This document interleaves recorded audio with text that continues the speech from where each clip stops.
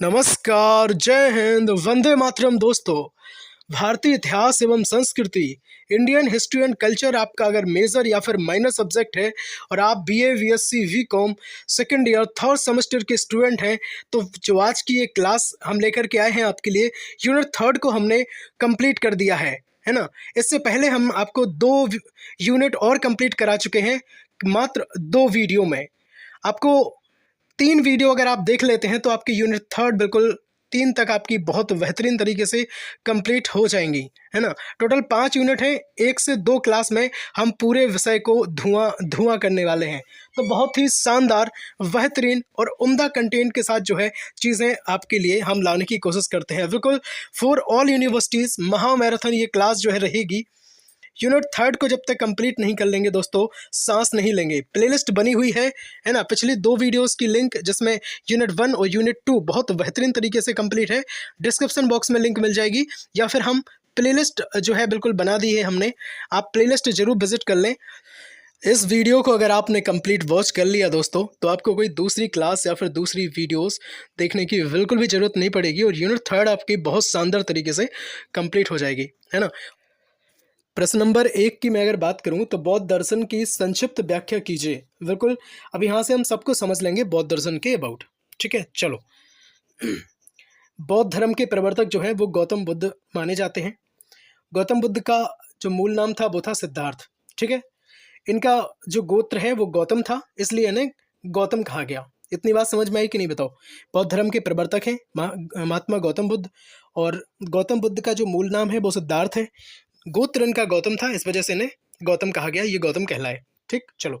बुद्धत्व को प्राप्त कर लेने के बाद इन्हें बुद्ध कहा जाने लगा। ठीक है, और बुद्धत्व प्राप्त करने के बाद गौतम बुद्ध ने 40 वर्ष तक धर्म प्रचार किया। ठीक है, इतनी चीज़ें आपने समझ ली होंगी। अगर हम इसके आगे और आपको समझाएं तो बुद्ध के समय जो धर्म प्रचार हो रहा था, तो उसके पीछे आधार के रूप में अगर हम देखें तो बुद्ध के उपदेश ही थे, है ना। वही बुद्ध के उपदेश काम करते थे। और बौद्ध साहित्य के जो मूल ग्रंथ हैं, है ना, वो पाली भाषा में उपलब्ध हैं। और अगर देखें तो ये जो 3 ग्रंथ हैं, ये तीनों ग्रंथों के संग्रहों से हम कहें तो एक त्रिपिटक बनाते हैं। ठीक है, और ये जो 3 संग्रह हैं, उनको हम, एक को तो कहते हैं भाई सुत्त, क्या कहते हैं बताओ, एक को कहते हैं हम सुत्त। ठीक है, और दूसरे की मैं अगर बात करूँ तो दूसरे को, हाँ, दूसरे की अगर मैं बात करूँ तो दूसरे को कहते हैं भाई विनय। क्या कहते हैं? विनय, है ना। और थर्ड की अगर मैं बात करूं, आपने लिख लिया होगा उम्मीद करता हूं। और तीसरे की अगर मैं बात करूं तो कहते हैं अभिधम्म पिटक। क्या कहते हैं भाई? अभिधम्म पिटक। देखो आपकी स्क्रीन पर मैं लिख रहा हूं, अभिधम्म धम्म है ना, और पिटक, ये चीज। तो आपको पता चल गया होगा कि जो संग्रह है 3, कौन कौन से? सुत्त, विनय और अभिधम्म पिटक, ये तीनों मिलकर के त्रिपिटक बनाते हैं। क्या बनाते हैं भाई? त्रिपिटक बनाते हैं। मैं लिख देता हूं यहाँ पे, त्रिपिटक, त्रिपिटक, है ना। ये चीज़ जो है वो बनाते हैं, और ये त्रिपिटक कहलाते हैं। ये जब तीनों संग्रह जो मिल जाते हैं, और महात्मा बुद्ध पहले धर्म प्रचारक हैं और फिर दार्शनिक हैं, क्योंकि बुद्ध के अनुसार जो है दार्शनिक विचार जीवन की समस्याओं के समाधान में कभी काम नहीं आ सकता। तो इस वजह से वो क्या है, पहले धर्म प्रचारक हैं, इसके बाद फिर वो फिलोसफर हैं या फिर दार्शनिक हैं। दोस्तों, इतनी सारी चीज़ें आपने कंप्लीट कर ली हैं। हमने आपको बताया था कि बुद्ध धर्म के प्रवर्तक की मैं अगर बात करूँ, पहले क्वेश्चन में हमने कंप्लीट किया है बुद्ध दर्शन। बौद्ध दर्शन में हमने समझा है कि बौद्ध धर्म के जो प्रवर्तक हैं महात्मा गौतम बुद्ध माने जाते हैं। गौतम बुद्ध का जो मूल नाम है सिद्धार्थ है। इनका गोत्र गौतम था, इसलिए वो गौतम कहलाए थे, है ना। और बुद्धत्व को प्राप्त करने के बाद इन्हें जो है, बुद्ध किसे कहते हैं? प्रकाश देने वाले को हम बुद्ध कहते हैं। ठीक है, और बुद्धत्व प्राप्त करने के बाद जो है गौतम बुद्ध ने करीब 40 वर्ष तक धर्म प्रचार किया था। और हमने आपको बता भी दिया है कि इनके जो संग्रह हैं, है ना, पाली भाषा में उपलब्ध हैं इनके साहित्य। और अगर देखें तो इनके 3 साहित्य अभी हमने आपको बताए हैं, सुत्त, विनय, अभिधम्म पिटक, और ये तीनों जो मिलकर हैं त्रिपिटक कहलाते हैं। और महात्मा बुद्ध पहले धर्म प्रचारक हैं, बाद में दार्शनिक हैं। ये क्यों बात हमने कही थी? क्योंकि बुद्ध के अनुसार दार्शनिक विचार जीवन की समस्याओं के समाधान में कभी काम नहीं आ सकता है। दोस्तों, इतनी सारी चीज़ों को हमने बहुत शानदार तरीके से हमने कंप्लीट कर लिया है ना। प्रश्न 2 की मैं बात करूँगा बहुत अच्छे तरीके से।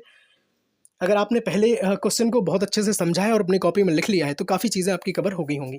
अब समझो प्रश्न नंबर 2 को, बुद्ध धर्म के प्रमुख सिद्धांत क्या हैं, है ना, उनके शिक्षा पर जो है क्या प्रभाव पड़ा, तो हम सब समझेंगे, है ना। 5 से 6 हेडिंग वाइज हम समझेंगे, चलेंगे कि बुद्ध धर्म के जो प्रमुख सिद्धांत है वो क्या है, और इनका शिक्षा पर बेसिकली देखें, एजुकेशन पर इनका क्या इफेक्ट आता है, क्या प्रभाव पड़ा है, तो हम बिल्कुल सब कुछ समझेंगे बहुत शानदार तरीका से। तो पहला देखो, पहला अगर मैं बात करूं तो है प्रतीत्य समुत्पाद। क्या है? प्रतीत्य समुत्पाद। दूसरा है क्षणिकवाद। तीसरा है अनात्मवाद। और चौथा है कर्मवाद। बिल्कुल परेशान ना हो, हम सब समझा रहे हैं कि ये है क्या।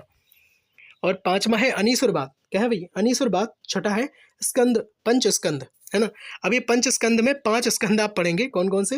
देखो लॉन्ग आंसर में क्वेश्चन आएगा, ठीक है, इस वजह से हमने लिखा है, और सब समझेंगे, परेशान ना हो। रूप स्कंद, वेदना स्कंद, संज्ञा स्कंद, संस्कार स्कंद, या फिर विज्ञान स्कंद, ठीक है। नेक्स्ट मैं बात करूं अगर 7 नंबर की, तो वो एक और रहेगा लास्ट इसमें, तरत्न, ठीक है। तो सबसे पहले 1 बाय 1 हम चीज़ें चलते हैं और करते हुए चलते हैं। और इसको तरत्न को जो है वो 3 भागों में बांटा गया है। कौन कौन से भाग है? एक प्रज्ञा है, दूसरा सील है, और तीसरा पूर्ण समाधि है। इन्हें ही तरत्न कहा जाता है, ठीक। अब सबसे पहले 1 बाय 1 आप समझ लो। चलो, बौद्ध धर्म के जो प्रमुख सिद्धांत है ना, क्या क्या है, और इन पर क्या क्या शिक्षा पर जो है इनका क्या प्रभाव पड़ा है, तो हम सब कुछ बहुत अच्छे से समझते हुए चलते हैं। समझो पहले बात। देखो, हम बात कर रहे थे आपसे कि जो पहली हेडिंग है प्रतीत समुत्पाद के बारे में। देखो, प्रतीत समुत्पाद बौद्ध दर्शन की एक आधारशिला है। क्या है भाई? आधारशिला है। और इस शब्द का जो आपको अर्थ शब्द दिख रहा होगा, प्रतीत समुत्पाद, तो इस शब्द का जो अर्थ होता है वो होता है एक वस्तु, घटना, विषय या बात के उपस्थित होने पर किसी अन्य वस्तु, घटना, विषय या बात की उपस्थिति, अर्थात एक के आगमन से दूसरे की उत्पत्ति। समझ गए बात कि नहीं? बताओ, कोई एक बात है या एक वस्तु है ना, उसके उपस्थित होने के साथ हम क्या करें? किसी अन्य दूसरी वस्तु या फिर घटना, विषय की हम उपस्थिति कर दें, इसी को कहते हैं हम प्रतीत समुत्पाद। सीधी सीधी भाषा में हमने आपको बताया कि एक के आगमन से दूसरे की अगर उत्पत्ति हो जाती है तो वो कहलाता है प्रतीत समुत्पाद। समझ गए? चलो, बहुत शानदार, उम्दा तरीके से आपने चीजें समझी हैं। क्षणिक बात समझो अब। देखो, बौद्ध दर्शन के अनुसार जगत की प्रत्येक वस्तु चंचल, परिवर्तनशील और कैसी है भाई? क्षणिक है ना। क्षणिक से समझ रहे ना आप? बिल्कुल जो मोमेंट हम जिसे कहते हैं, है ना। सार्वभौमिक परिवर्तन प्रकृति का नियम है। इसमें आपको लिखना है जो मैं बता रहा हूँ, और समझते भी चलो। सार्वभौमिक परिवर्तन जो है प्रकृति का क्या है? नियम है। और यहाँ पर हर वस्तु, चाहे जड़ हो या चेतन हो, सब कुछ नश्वर है ना। सब कुछ खत्म हो जाने वाला है। ऐसा कुछ नहीं है कि आप जो है चिरंजीवी रहेंगे, आप बहुत सालों तक जिएंगे, ऐसा बिल्कुल भी नहीं है ना। आप ही क्या, इस दुनिया में जो भी है सब कुछ नष्ट होने वाला है, सब कुछ नश्वर है ना। और वस्तु के उत्पन्न होने पर नष्ट होने में अधिक समय नहीं लगता। कहने का मतलब ये है कि वस्तु अगर उत्पन्न हुई है तो उसको खत्म होने में ज़्यादा टाइम नहीं लगेगा, और वो जन्म जी की उसकी हो जाएगी। समझ गए बात? 3rd नंबर की मैं अगर बात करूँ, आपके सामने रहेगा अनात्मवाद। क्या है भाई? अनात्मवाद। अब अनात्मवाद समझो। देखो, बौद्ध दर्शन आत्मवादी है। क्या है? अनात्मवादी है, ठीक है। और यह दर्शन की आत्मा या फिर अमरता में विश्वास नहीं करता है, ठीक है। तो ये किस में विश्वास नहीं करता है? आत्मा या फिर अमरता में विश्वास बिल्कुल नहीं करता है। भगवान बुद्ध जो है कहते हैं, भगवान बुद्ध कहते हैं कि व्यक्ति जिस प्रकार स्त्री, पुरुष, पुत्र तथा धन संपत्ति की जो है वो कामना करता है, उसी प्रकार आत्मा की भी कामना करता है, ठीक है। तो ये जो है हमने आपको भी बताया कि यह दर्शन जो है अनात्मवादी है ना। आत्मा पे उतना भरोसा नहीं करता है, और सीधा ये है इनका अर्थ कि यह दर्शन की आत्मा अमरता में विश्वास नहीं करता है, ठीक है। चलो, अब 4th नंबर समझ लो आप, कर्मवाद। समझे? है ना। बिल्कुल परेशान ना हो ना, और टेंशन ना लेना, बहुत अच्छे से समझते हुए आप चलो। कर्मवाद है दोस्तों, बौद्ध दर्शन के अनुसार प्रत्येक व्यक्ति को अपने कर्मों का फल जो है बिल्कुल भोगना ही पड़ता है। आप जैसा करेंगे, कहते हैं ना, आप जैसा करेंगे आपको कहीं ना कहीं वो राउंड राउंड घूम घूम के आपके पास आ ही जाएगा। फिर जैसे मान लो किसी के साथ आपने गलत कर दिया, है ना, तो पता नहीं वो हो सकता है आपके बच्चों पे आ जाए, है ना, या फिर हो सकता है आपकी फाइनेंशियल कंडीशन पे आ जाए, या फिर हो सकता है कि आप पे खुद कभी भी किसी टाइम आ जाए, है ना, आपको कोई प्रॉब्लम खड़ी कर दे। इसलिए कहते हैं दोस्तों, बिल्कुल गलत ना करो, है ना, ईमानदारी के साथ आप मेहनत करो, भगवान जो है आपकी ज़रूर सुनेंगे। बिल्कुल परेशान ना हो, कोई भी बच्चा बिल्कुल टेंशन ना ले, है ना, अपनी चीज़ों को कवर करते हुए आप चलें। समझो, तो इसका यही मतलब है कि बौद्ध दर्शन के जो अनुसार प्रत्येक व्यक्ति को अपने कर्मों का जो फल है वो बिल्कुल भोगना पड़ता है, और कर्म फल के अनुसार ही जो है वह जन्म को धारण करता है। अतीत के कर्मों का फल ही यह वर्तमान जो है वो जीवन है। मतलब जैसे आपने पहले जो कहीं ना कहीं आपने जैसे काम किए होंगे उसके कारण आज जो है आपको वैसा जन्म मिला है आपको, वैसे माता पिता मिले हैं, वैसे आपको परिवार मिला है, वैसा आपको समाज मिला है, या वैसे आपकी लाइफ में कनेक्टेड लोग आपको मिले हैं, है ना। और वर्तमान जीवन में किए जाने वाले कर्मों के आधार पर ही जो है आपका भविष्य का निर्माण होगा, है ना। कर्म के अनुसार ही व्यक्ति अपने भाग्य का जो है वो निर्माण करता है। इस प्रकार हम कहें अगर कि कर्मफल, है ना, तो कर्मफल ही हमें लगता है मेन है। और अगर कर्म स्वतः अपने फल जो है देता है, इसको मतलब ऐसा नहीं है कि आप सोचो कि ना दे, कर्म जो है स्वतः अपना फल देता है। इसलिए कर्म करो पर अच्छे कर्म करते रहिए, है ना। आप सब परिवार है अपना, BSc MS Shubham study platform में पढ़ रहा हर व्यक्ति, हर बच्चा, है ना, हर भाई बहन अपना परिवार है, ठीक है। 5 नंबर में पॉइंट की अगर बात करूं अनीश्वरवाद की, तो अनीश्वरवाद जो है बौद्ध दर्शन अनीश्वरवादी है ना। इनके अनुसार जो है इस जगत का नियंता जो है वो ईश्वर बिल्कुल नहीं है ना। ईश्वर इस जगत का नियंता बिल्कुल नहीं है ना। और इसका संचालन प्रतीत समुत्पाद द्वारा होता है। और प्रतीत समुत्पाद में हमने इसका शाब्दिक अर्थ जो समझा था कि एक के आगमन से दूसरे की उत्पत्ति, ठीक है। जैसे हम अभी पढ़ रहे थे कर्मवाद में कि आप जैसे कर्म करेंगे कहीं ना कहीं लोग आपसे आपको वैसे लोग मिलेंगे, वैसे लोग आपसे कनेक्टेड रहेंगे, है ना। भविष्य आपका वैसा होगा, अगला पिछला जन्म जो है वो उसी पर डिपेंड है।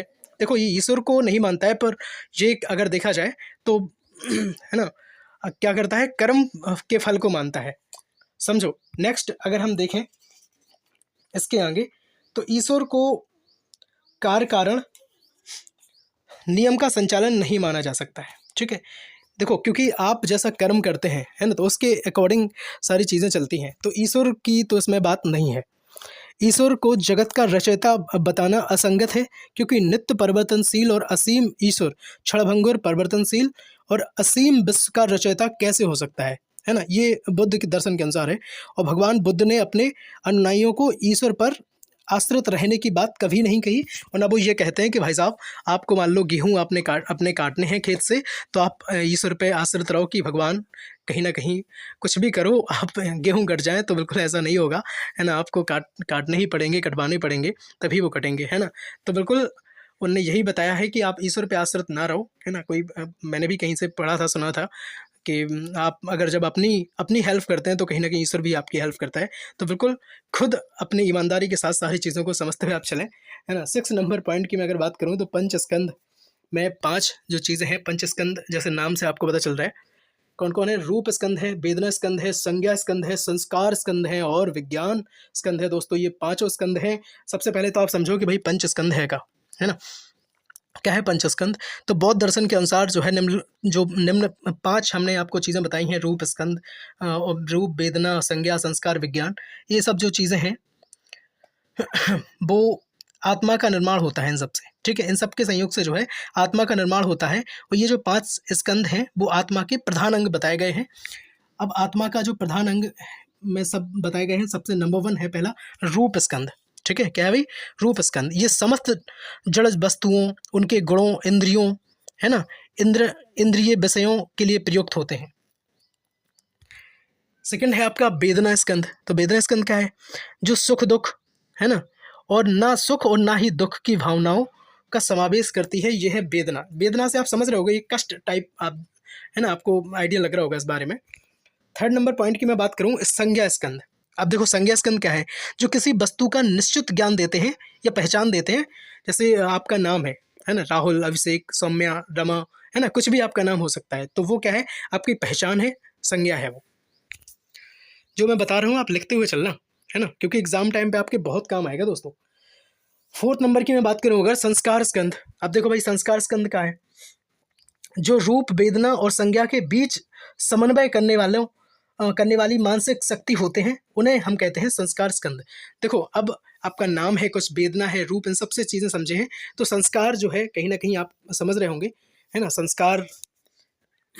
और अगर नेक्स्ट मैं बात करूँ 5 नंबर विज्ञान स्कंद। अब देखो विज्ञान स्कंद क्या है, जो किसी भी ज्ञान में अंतर्निहित होता है ना। प्रैक्टिकली अगर हम देखें तो अंतर्निहित चीज़ें जो है किसी भी ज्ञान में होती हैं, तो उन्हें हम विज्ञान स्कंद के अंतर्गत रखते हैं। तो आपने ये 5 स्कंद को बहुत भली भांति समझ लिया है, अच्छे से समझा है। त्रिरत्न समझो। अब त्रिरत्न क्या है, देखो त्रिरत्न क्या है, बौद्ध दर्शन के निर्माण निर्वाण प्राप्ति के लिए अष्टांग मार्ग या फिर हम बात करें तो अष्टांगिक मार्ग बताए गए हैं। ठीक है, तो ये जो अष्टांगिक मार्ग हैं इनमें कितने 8 अवयव हैं दोस्तों, कितने अवयव हैं? तो भाई 8 अवयव हैं, लेकिन इनको केवल 3 वर्गों में रखा जाता है। अब 3 वर्ग कौन कौन से हैं? नंबर 1 तो है पहला प्रज्ञा, कौन सा है? प्रज्ञा है। और दूसरे की मैं अगर बात करूं तो दूसरा जो है वो है सील, कौन सा है? सील। पहला प्रज्ञा, दूसरा सील, और तीसरे की मैं अगर बात करूं तो है पूर्ण समाधि, कौन सा है? पूर्ण समाधि, है ना। देखो आपकी स्क्रीन पर आपको दिख रहा होगा पूर्ण समाधि, है ना। तो इन 3 के अंतर्गत इन्हें रखा गया है और इन्हें क्या कहते हैं? त्रिरत्न कहते हैं। अब प्रज्ञा के अंतर्गत सम्यक दृष्टि और सम्यक संकल्प, है ना। और सील के अंतर्गत आते हैं सम्यक वचन और सम्यक कर्म और सम्यक जीविका, तथा पूर्ण समाधि के अंतर्गत जो आते हैं वो सम्यक प्रयत्न, सम्यक स्मृति और सम्यक समाधि। ये 3 चीज़ें जो हैं आपकी प्रज्ञा, सील और पूर्ण समाधि के अंतर्गत आती हैं। ठीक है, व्यक्ति को प्रज्ञा और सील के द्वारा अपने को अनुशासित करना पड़ता है ना। और अंत में जब वो उसके लिए अपने आप को समाधि के लिए तैयार इन सील और किसके? प्रज्ञा के माध्यम से अपने आप को पूर्ण समाधि के लिए तैयार कर लेता है। ठीक है, निर्वाण प्राप्ति के लिए त्रिरत्न का महत्वपूर्ण स्थान होता है। आपने इतनी चीज़ों को बहुत शानदार तरीके से आपने समझ लिया है। बताओ अच्छा लगा कि नहीं लगा, है ना। जितना निचोड़ के हम आपको ज्ञान दे सकते थे हमने कोशिश करी है आपको देने की। ठीक है, सब्सक्राइब जरूर कर लो, है ना। अभी तक हमने नहीं कहा है सब्सक्राइब करने के लिए, और वीडियो पसंद आ रहा हो तो बिल्कुल लाइक कर दो, है ना। आपके वीडियो लाइक करने से ये होता है कि हमें भी मोटिवेशन मिलता है दोस्त, हमें भी ऊर्जा आती है, हमें भी लगता है कि जो मैं काम कर रहा हूँ कहीं ना कहीं आपके लिए सार्थक हो रहा है ना। अच्छा लाभप्रद आपके लिए काम हो रहा है, तो बिल्कुल हमें ऊर्जा मिलेगी, हम और भी वीडियोज़ लेकर के आएंगे। लाइक नहीं करोगे तो हमारा भी मोटिवेशन हो सकता है डाउन हो जाए। चलो, अब बौद्ध दर्शन या बौद्ध धर्म के बारे में सब कुछ समझ गए आप, त्रिरत्न क्या है सब कुछ समझ लिया आपने। अब प्रश्न 3 है जैन दर्शन क्या है, और जैन दर्शन को बहुत अच्छे से समझेंगे, है ना। इस वीडियो को हो सकता है लंबी वीडियो हो जाए, पर आपको कंसंट्रेशन बनाने के साथ साथ देखनी है ना। नोटिफिकेशन आ रहा हो, है ना, किसी सोशल मीडिया अकाउंट पर आपका मैसेज आ रहा हो तो बिल्कुल इग्नोर कर दो अभी, है ना, और पढ़ते चलो बिल्कुल, क्योंकि चीज़ें अगर आप कंप्लीट नहीं करेंगे सही तरीके से तो कहीं ना कहीं आप बाद में, है ना, प्रॉब्लम आपको हो सकती है। तो जैन दर्शन क्या है? जैन दर्शन अब समझेंगे हम। जैन दर्शन वेदों पर आधारित नहीं है, समझो पहले बात। किस पर आधारित नहीं है? तो वेदों पर आधारित बिल्कुल नहीं है, क्योंकि यह वेदों की प्रामाणिकता को स्वीकार ही नहीं करता है। ठीक है, अच्छा है भाई, वो ईश्वर की, है ना, उपस्थिति को स्वीकार नहीं करता ये वेदों की। जैन शब्द की उत्पत्ति जो है जिन शब्द से हुई है, किससे हुई? जिन शब्द से हुई है। ठीक है, चलो, इसका निर्माण जो है संस्कृत की जी धातु से हुआ है। किससे? जी धातु से हुआ है, और जिसका अर्थ क्या होता है भाई? जीतना। जो व्यक्ति अपनी इच्छाओं और वासनाओं को जीत ले, है ना, या बस में कर ले, उसे हम जिन कहते हैं या फिर जैन कहते हैं। बताओ कहते हैं कि नहीं? तो ये लोग जो जैन धर्म से होते हैं वो बहुत ज़्यादा हमें लगता है अपने आप को अनुशासित रखते हैं कहीं ना कहीं, है ना। तो बहुत सारी चीज़ें रखती हैं जो सच्चा धर्म जैन धर्म मानने वाला होता है। बताओ आप लोगों में से कोई है क्या जैन धर्म का? अगर हो तो अपने धर्म के बारे में प्लीज़ लिख दो, है ना, हमें भी पता चल जाए। बौद्ध धर्म का हो तो कोई बौद्ध धर्म के बारे में लिख दो, है ना। जितनी चीज़ें आप लिखते हैं कहीं ना कहीं हम भी पढ़ करके उन सारी चीज़ों को हम बहुत अच्छे से समझते भी हैं। 24 तीर्थकर जैन धर्म में थे, है ना। कितने थे? 24 तीर्थकर थे, और पहले की मैं बात करूं तो ऋषभदेव हैं, और 24 में या फिर अंतिम की मैं बात करूं तो महावीर स्वामी जी हैं। इतनी चीज़ों को आपने बहुत अच्छे से समझ लिया है। बताओ समझा है कि नहीं समझा है ना। अब देखो, और अगर हम आगे आपको बताएं तो जैन मत वाले 24 तीर्थकरों में विश्वास करते हैं और उन्हीं की वो पूजा अर्चना करते हैं। ठीक है, पहले हमने आपको बता दी है ऋषभदेव हैं, और अंतिम जो 24 में मैं कहूँ तो महावीर स्वामी हैं। इन्हीं के नाम से जो है बिल्कुल सारी चीज़ें फिर आगे चली हैं। देखो, महावीर स्वामी के अगर जीवन काल के बारे में आपको जानना है तो 599 या 5 से 527 ईसा पूर्व जो है माना जाता है। महावीर स्वामी को वर्धमान महावीर के नाम से भी पुकारते हैं, है ना। जैन दर्शन का दृष्टिकोण जो है वो काफ़ी विस्तृत है, क्योंकि यह सभी दर्शनों को अपने अपने अपने दृष्टिकोण के अनुसार उपयुक्त मानता है। इनका मत है कि कोई भी विचार सभी के लिए समान रूप से सत्य नहीं हो सकता है। सही बात है ना। कोई बात जो है आपके लिए सही लग रही हो दूसरे के लिए गलत लग जाए, समान रूप से सत्य नहीं हो सकता है। क्यों नहीं हो सकता है? सबसे पहले आप तो ये बात आप समझ गए अगर, तो आगे एक चीज़ समझो कि हर व्यक्ति अपने अपने दृष्टिकोण से उसे सत्य असत्य समझता है ना। आपके लिए जो बात सही है वो आप सही समझ रहे हैं, है ना। किसी हो सकता है किसी को बात गलत लग रही है ना, बुरी लग रही। देखो, जैन मत के प्रथम जो तीर्थकर हैं वो ऋषभदेव थे। महावीर स्वामी ने इस मत को नई दिशा जो है प्रदान करी है ना, और जैन संघ की जो है बिल्कुल स्थापना करी। काफ़ी चीज़ें आप समझ रहे हैं। अब एक बात और सुनो कि उन्होंने बिना भेदभाव के जन सामान्य की भाषा में अपने बिल्कुल उपदेश दिए हैं, जिसके कारण जैन मत फला फूला और इसे राजकीय आश्रय तक मिला था, है ना। बताओ, जैन धर्म को ऐसा कौन सा राजा था जिसने जैन धर्म को स्वीकार किया था, और बौद्ध धर्म सबसे पहले स्वीकार करने वाले राजा का नाम आपको अगर पता हो तो आप बिल्कुल लिख दो, है ना। अब देखो आगे हम अगर चीज़ समझें, एक महावीर स्वामी के निर्माण के पश्चात जो जैन संघ के अनेक प्रमुख बने थे। सम्राट चंद्रगुप्त मौर्य के शासनकाल में भद्रबाहु जैन संघ का प्रमुख था, बताओ, है ना। और अगर देखें तो भद्रबाहु के कार्यकाल में मगध राजा में भीषण अकाल पड़ा। मगध जो राज्य था, है ना, वहाँ पे भद्रबाहु के कार्यकाल में इतना अकाल पड़ गया था दोस्तों, बहुत ज़्यादा, कि जिस कारण जो भद्रबाहु हैं अपने अनुयायियों, जो उनके अनुयायी थे, उनके साथ सभी को लेकर के वो मैसूर चले गए थे। किंतु कुछ जैन मतावलंबी मगध में ही रहे थे। फलस्वरूप जैन मत की दो शाखाएं हो गई थी। जब वो वहाँ चले गए तो मगध में रहने वाले जो थे वो श्वेत वस्त्रधारी श्वेतांबर कहलाने लगे थे, और दक्षिण भारत में जाकर जो बस गए थे उन्हें हम दिगंबर कहने लगे थे। और जो दिगंबर थे वो कोई वस्त्र धारण नहीं करते हैं, श्वेतांबर सफ़ेद वस्त्र धारण करते हैं। इतनी बात को हमने बहुत अच्छे और शानदार तरीके से आपके माइंड में सेट करने की कोशिश करी है दोस्तों, है ना। इसलिए वीडियो को जरूर लाइक कर दो, बहुत मेहनत लगती है चीज़ों को समझाने में, ठीक है, बिल्कुल लाइक कर दो, है ना। प्रश्न 4 की मैं अगर बात करूं, आपके सामने आपके स्क्रीन पर रहेगा, भारतीय दर्शन के 6 रूढ़िवादी प्रणालियों की व्याख्या कीजिए, है ना। अब भारतीय दर्शन की जो 6 रूढ़िवादी प्रणालियां हैं उनकी हमें आपको व्याख्या करनी है। सबसे पहले समझो कि हिंदू दर्शन के 6 रूढ़िवादी स्कूल, ठीक है, तो इसी के अंतर्गत या ये आ जाए या फिर ये हेडिंग आ जाए, आपको सेम चीज़ लिखनी है। देखो, 6 रूढ़िवादी विद्यालयों को सत दर्शन कहा जाता है। क्या कहा जाता है भाई? सत दर्शन कहा जाता है। इसमें न्याय, सांख्य, योग और वैशेषिक, पूर्व मीमांसा और उत्तर मीमांसा, वेदांत दर्शन शामिल हैं। तो ये सभी चीज़ें जो हैं वो इसमें, है ना, सठ दर्शन इन्हें हम कहते हैं, ये सब चीज़ें शामिल हैं, ठीक है। चलिए अब हम आगे जाने अगर, तो इन विचारधाराओं में से अधिकांश कर्म और पुनर्जन्म के सिद्धांत में विश्वास करती हैं, अधिकांश करती हैं, है ना। नेक्स्ट की अगर मैं बात करूं तो मोक्ष को जन्म और मृत्यु के चक्र से मुक्त माना जाता है। यह मानव जीवन का अंतिम लक्ष्य होता है। क्या होता है अंतिम लक्ष्य? मोक्ष को पाना या मोक्ष की प्राप्ति जो है, जिससे जन्म और मृत्यु के चक्कर से आदमी बिल्कुल, है ना, मुक्त हो जाए, उसे टेंशन ही ना हो, है ना, फिर ना तो जन्म हो उसका, ना फिर उसकी मृत्यु हो, बिल्कुल, ठीक है। तो देखो अब जो 6 हमने आपको सत दर्शन की बात हमने करी थी, आपको बताए थे, है ना, तो वो कौन कौन से हैं हम उनके बारे में सबसे पहले हम सत दर्शन समझ लेते हैं। एक तो कहानी तत्व ज्ञान था, न्याय जैसे हम कहते थे, सांख्य दर्शन, योग दर्शन, वैशेषिका, पूर्व मीमांसा, उत्तर मीमांसा दर्शन, वेदांत। तो ये 6 को हम बहुत अच्छे से समझते हैं, वन बाय वन हम समझते हुए चलते हैं। तो सबसे पहले अपनी कॉपी में हेडिंग लिख लो बहुत बेहतरीन ढंग से, कौन सी? नंबर 1 कहानी तत्व ज्ञान। अब समझो, सबसे पहले कहानी तत्व ज्ञान के बारे में हम समझें। देखो, इसे हम न्याय फिलॉसफी भी कहते हैं। और दूसरी चीज़ इसमें हम समझेंगे कि न्याय स्कूल एक वैज्ञानिक और तर्कसंगत दृष्टिकोण का पालन करता है, ठीक है। और अगर इसके आगे हम देखें तो ऋषि गौतम इस विद्यालय के संस्थापक हैं। न्याय स्कूल विभिन्न प्रमाणों या फिर जिसे हम कहते हैं ज्ञान प्राप्त करने वाले तंत्र पर निर्भर करता है।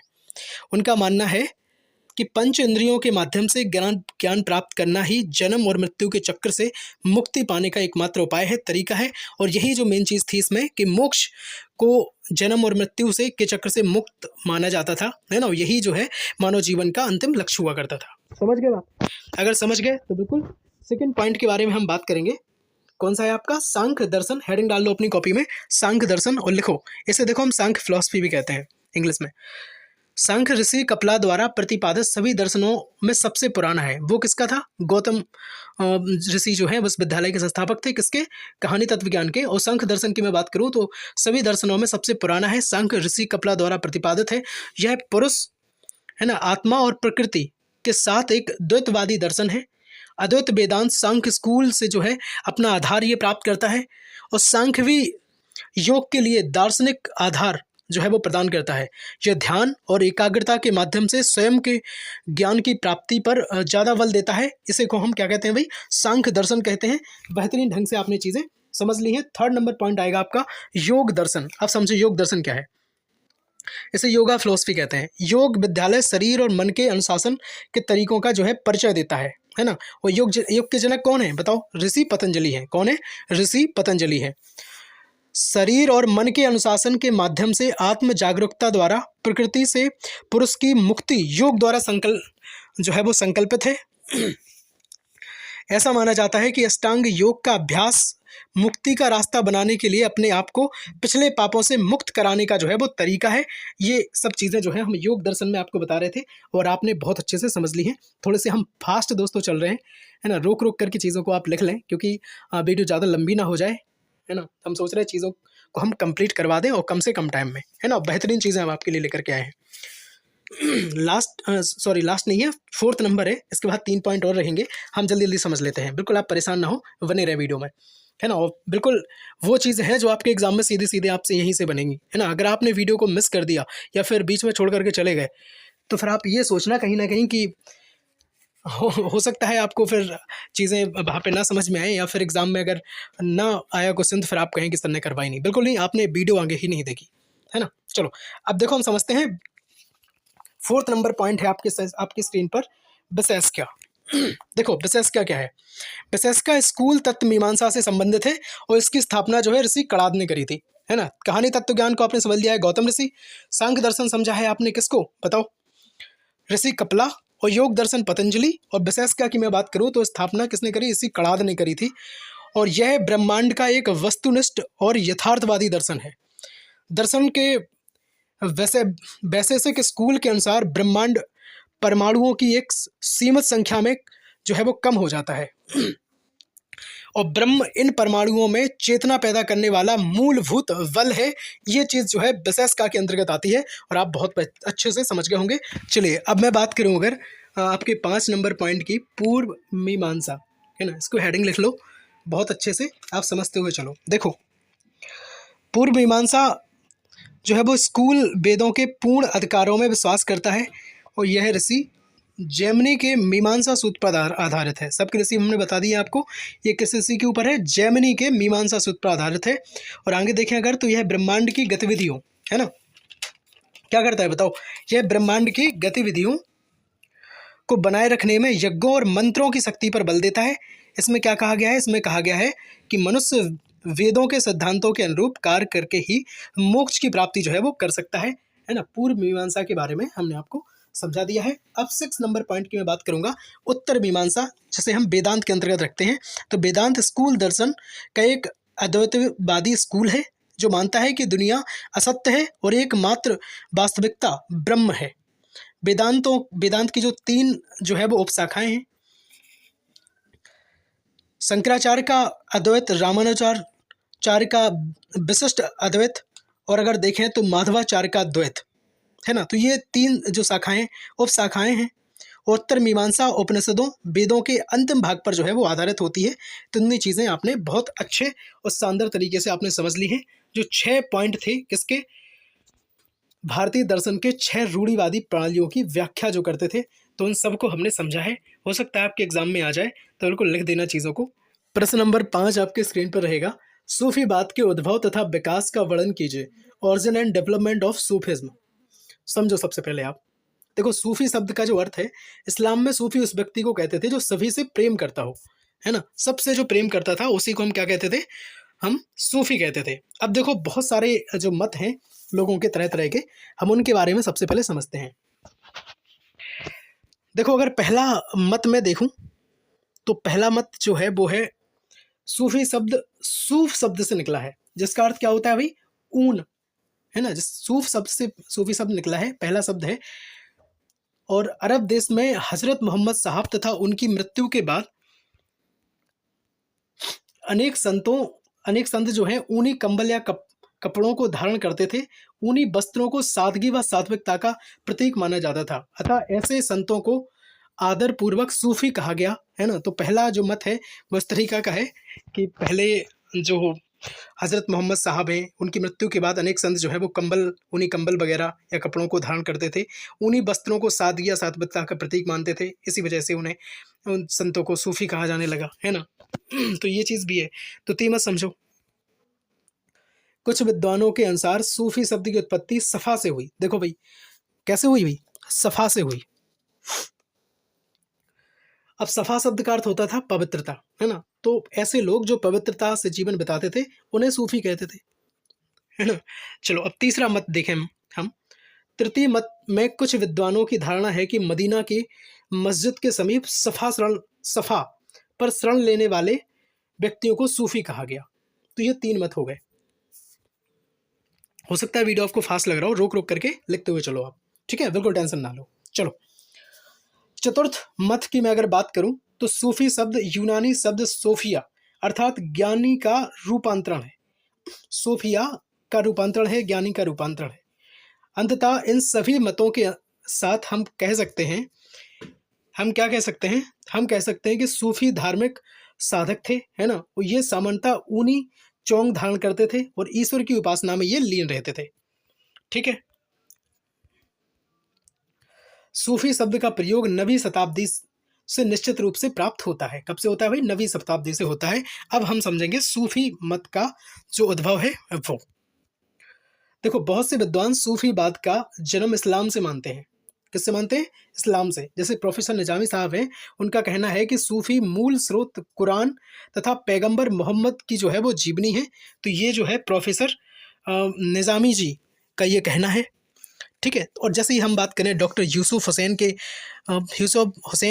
के समान प्रोफेसर निजामी भी सूफी मत के उद्भव में अन्य बाह्य प्रभाव को जो है बिल्कुल वो स्वीकार नहीं करते हैं। डॉक्टर यूसुफ हुसैन का विचार हम आपको बताएं तो इस्लाम के मूल आध्यात्मवाद और रहस्यवाद की प्रवृत्तियां हैं, ये वो कहते हैं, जिनमें सूफियों ने प्रेरणा ग्रहण की है। तो ये सारी चीज़ें जो हैं वो कहते हैं आपके कौन, बताओ? ये कहते हैं आपके डॉक्टर यूसुफ हुसैन। इतनी चीज़ें आपके लिए काफ़ी हैं, एंड इससे ज़्यादा हम आपको एक्स्ट्रा नॉलेज बिल्कुल नहीं दे रहे। अब आप समझो प्रश्न नंबर 30। भारत में सूफी मत के किन्हीं 2 संतों का संक्षिप्त वर्णन आपको करना है ना। Write shortly about any 2 saints of Sufism in India. अब उत्तर देखो, भारत में सूफी मत के 2 जो संत हैं, सबसे पहले तो हम समझेंगे 2 संत हैं कौन कौन।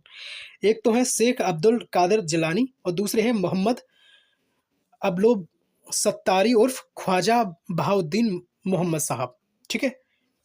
तो अब इन 2 संतों के बारे में हो सकता है शॉर्ट नोट आपको लिखने के लिए आ जाए, इसलिए हम समझ रहे हैं कि इस्लाम के श्रेष्ठ आध्यात्मिक ज्ञानी एवं महान संतों में अग्रणी और श्रद्धेय बगदाद के शेख अब्दुल कादिर जिलानी, जिनका जन्म जो है सन 1078 से 1165 तक इनका जीवन काल है, और कादरी संप्रदाय के प्रणेता थे ये।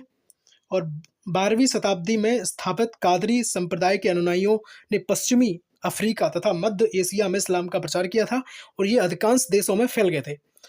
भारत में कादरी संप्रदाय अकबर के राजकाल में विकसित हुआ। किसके राजकाल में भाई? अकबर के। और भारत में सर्वप्रथम संत शाह नियामत उल्लाह एवं नसरुद्दीन महमूद जिलानी ने इस संप्रदाय का जो है वो प्रचार वगैरह किया था। तो ये चीज़ जो है आपके सामने हमने आपको लिख दी है। अब समझो नेक्स्ट, मोहम्मद अबलो सत्तारी उर्फ ख्वाजा बहाउद्दीन मोहम्मद।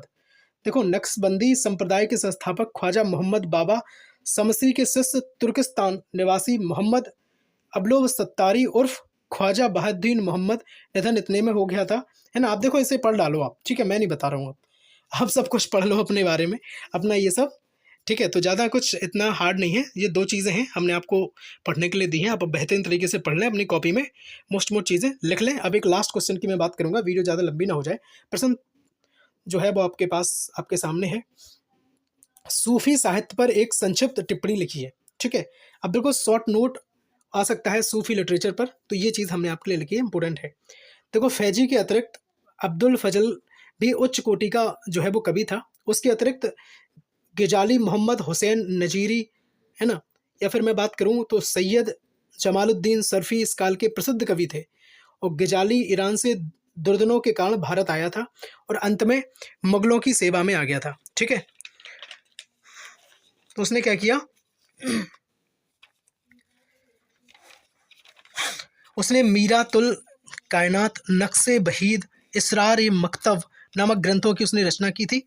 और अगर देखें हम कहीं ना कहीं तो ये जो चीज़ें हैं वो मुस्लिम कृतियों से हमें ज़्यादा संबंधित समझ में आ रही हैं।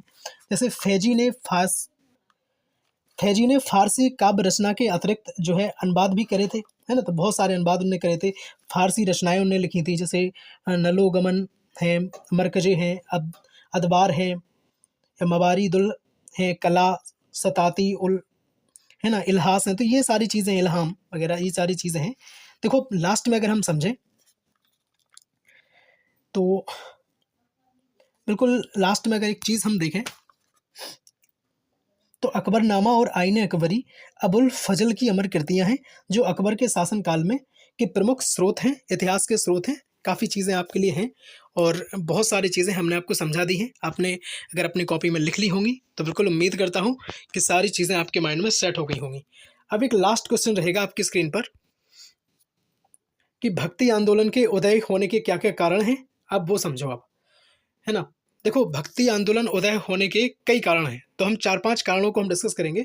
एक तो है राजनीतिक परिस्थितियां, दूसरा है सामाजिक परिस्थितियां, तीसरा है धार्मिक परिस्थितियां, चौथा है ईसाई धर्म का प्रभाव, और पांचवें की अगर मैं बात करूं तो इस्लाम धर्म का प्रभाव। तो ये जो आपको दिख रही हैं सारी चीज़ें, भक्ति आंदोलन उदय होने का ये कारण है ना। अब भक्ति आंदोलन उदय हुआ क्यों, क्या क्या क्या कारण थे, क्या राजनीतिक परिस्थितियां उस टाइम बन रही थी, क्या सामाजिक परिस्थितियां बन रही थी, तो उन सब के बारे में देखो। सुनो, हेडिंग लिखो सबसे पहले भक्ति आंदोलन, और इसके अंतर्गत सबसे पहले लिखना स्टार्ट करो कि इसका स्वरूप क्या था। स्वरूप हम आपको बताएं तो भक्ति आंदोलन के 2 स्वरूप थे। कौन कौन?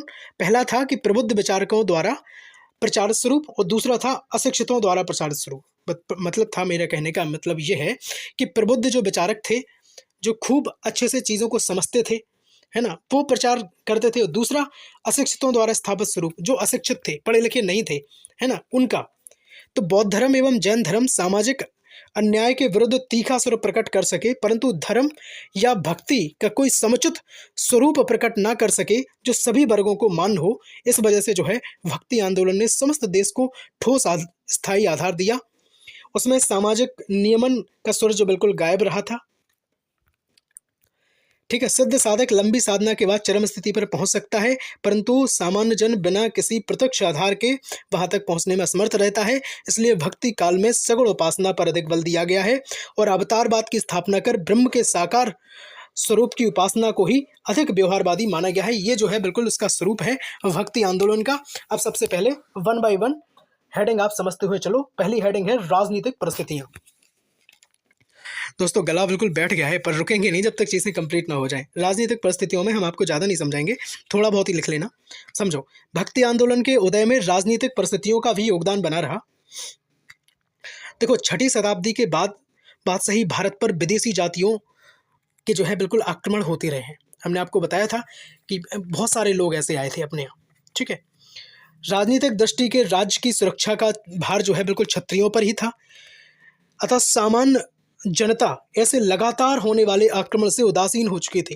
राजपूत काल में आते आते तो यह स्थिति बहुत ज़्यादा खराब हो गई थी दोस्तों, है ना। और राजनीतिक उदासीनता के कारण सामान्य जन की शासन में कोई भी रुचि नहीं रह गई थी।